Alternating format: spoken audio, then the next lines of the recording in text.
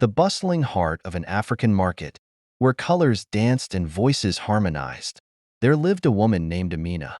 Her stall, adorned with vibrant fabrics and handcrafted jewelry, stood at the crossroads of tradition and modernity. Amina was more than a merchant. She was a storyteller, a keeper of memories. One sweltering afternoon, as the sun painted the sky in fiery hues, Amina noticed a young boy standing near her stall.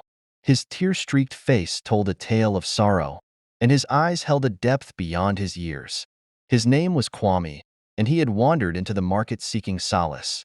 "Why do you cry, little one?" Amina asked, her voice gentle as a breeze rustling through palm leaves. Kwame hesitated, then pointed to the road beyond. Cars whizzed by, their engines drowning out the market symphony.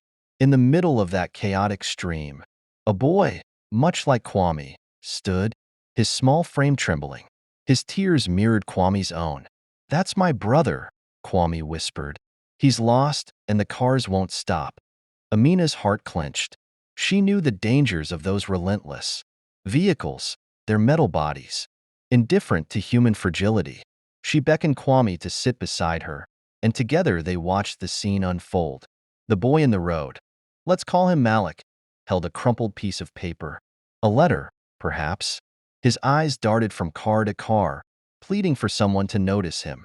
But the drivers were too focused on their destinations, their own worries eclipsing the world around them. Amina's mind raced. She had seen this before. The desperation, the isolation.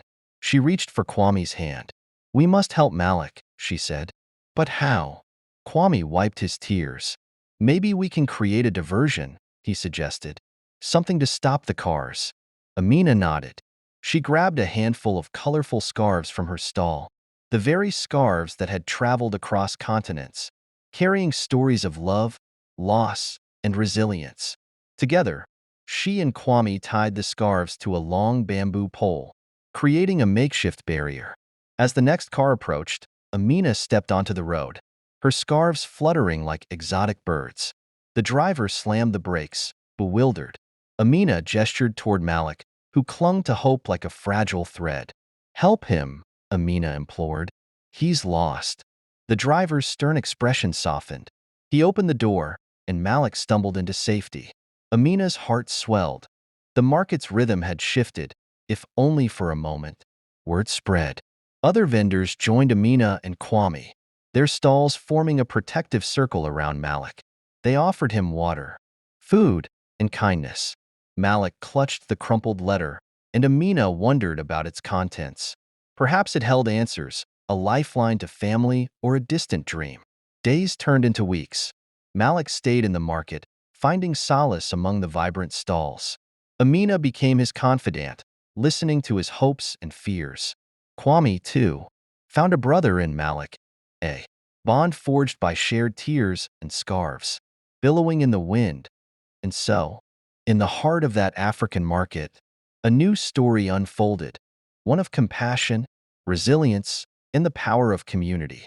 Amina's scarves continued to dance, weaving connections between lost souls.